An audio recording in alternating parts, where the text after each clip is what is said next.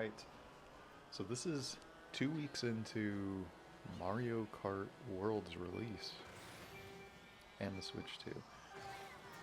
This is midnight release, or this is like 10 p.m. because Best Buys were just selling these things. They didn't care. I walked up thinking that I just wanted to see the line.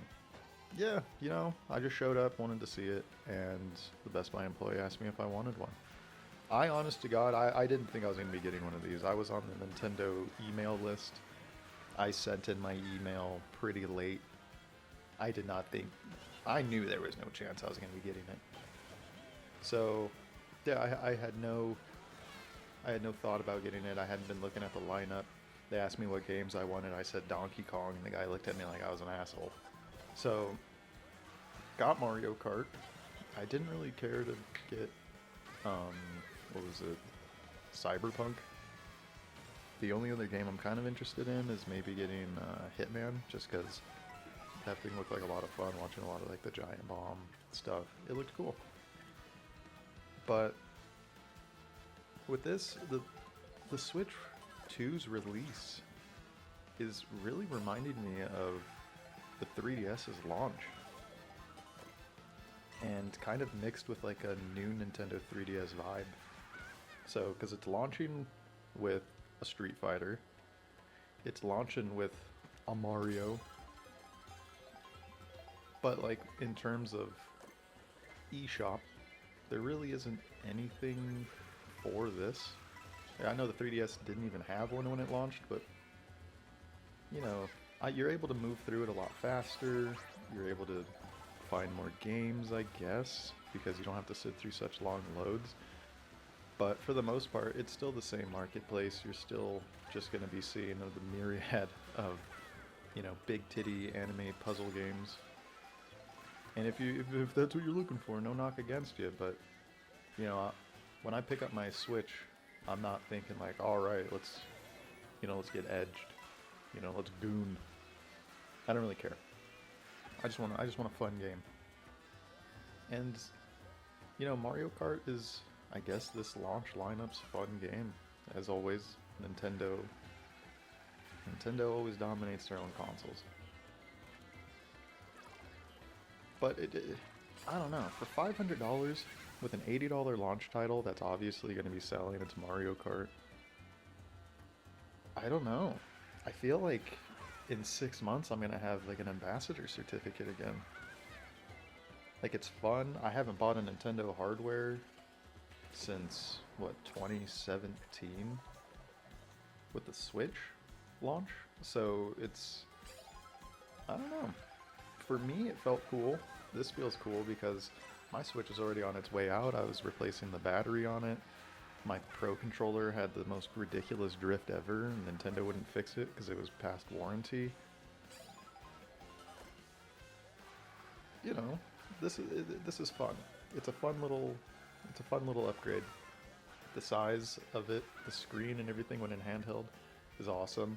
The graphical upgrades from like Tears of the Kingdom, and if you have the new Nintendo, the Super subscription or whatever, that gets you all the emulation. Yeah, you get to get those Legend of Zelda upgrades for free, or for as long as you have the upgrade, the Nintendo subscription. The only thing, I'm not really, I don't know, it just keeps feeling like a 3DS and the new Nintendo 3DS. I don't worry, but I feel like Nintendo's not really going to be, they're not going to want to alienate the Switch crowd. There's already so many of those out there. And I know this is like the fastest selling, the Nintendo hardware ever, globally.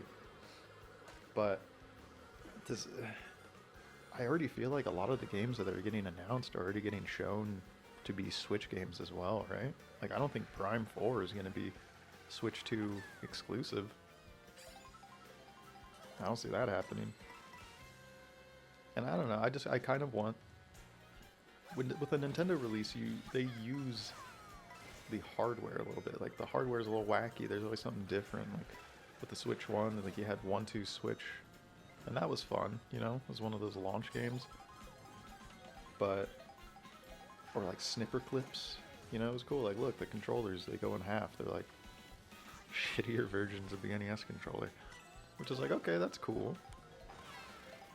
But like with the Switch 2, this launch doesn't really show anything wacky. There's nothing crazy about it. It's just, look, games look better. And then one game other than whatever that $10 Welcome to Switch.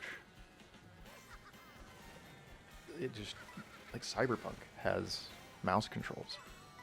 I want more mouse controls. I want to be able to use the new things for the console.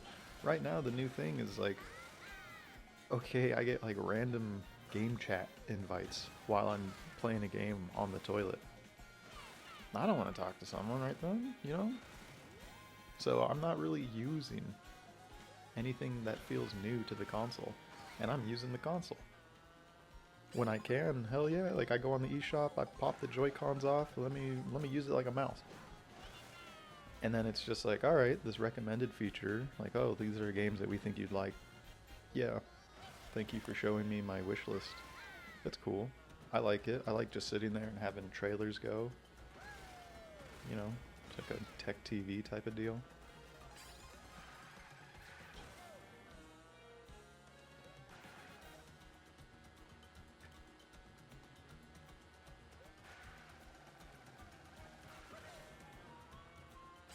See, parts like this, that's cool. Brings a little life to the course, but if you notice, like a lot of these courses are just flat. They're just going. Like, look at that. I don't even get enough to get a boost right there. And that's like another thing. There's not like sharp turns anymore. It's more open. Obviously, they're going to change the level designs up to accommodate 24 racers. But like this is cool. Like this looks good. Nintendo's really able to utilize powerful or more powerful technology, hardware. And like they're able to do it in fun, cute ways. Like look at that. There's water sputtering off. Obviously it's not going to be like ray tracing or whatever though. They're not going to be doing some crazy, you pause the game, zoom in, you can see Baby Bowser's shell in the raindrop. Nothing crazy, but it looks good. It looks fun. It looks like I guess a Nintendo Next Gen. I mean, Mario Kart 8 still looks pretty good. But yeah, I guess if you haven't bought anything new when it comes to the Switch or a new handheld, you didn't upgrade to the Lite or the OLED. This looks great handheld. It looks great docked. The dock itself is a huge upgrade because I never bought one of those Ethernet dongles. It still has the 2 USBs in the front, so you can do your GameCube controllers, or you can just buy the new $67 wireless one if you don't have a Wavebird. The Switch 2, super fun. $500 though, that's pretty crazy, especially because, harkening back to what I was saying about the 3DS and new Nintendo 3DS, how many games, realistically, or whatever, were actually released for the new Nintendo 3DS? Like the only thing I can think of was like what some of those like Legend of Zelda Warrior games, Hyrule Warriors, and Xenoblade, and then like some Super Nintendo games. And then that was it. Nintendo just never utilized it. They never supported it really. Like cool, like yo, this game allows for the nub. Cool. Like oh, this game will run a bit better. Cool.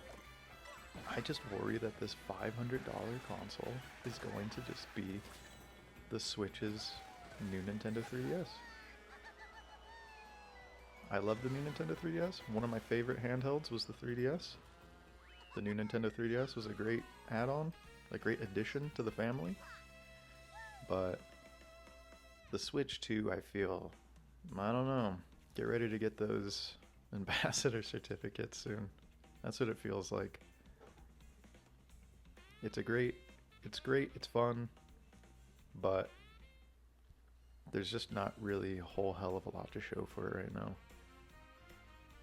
But if you're able to get one, hell yeah, get it before them tariffs take away our American lifestyles, alright?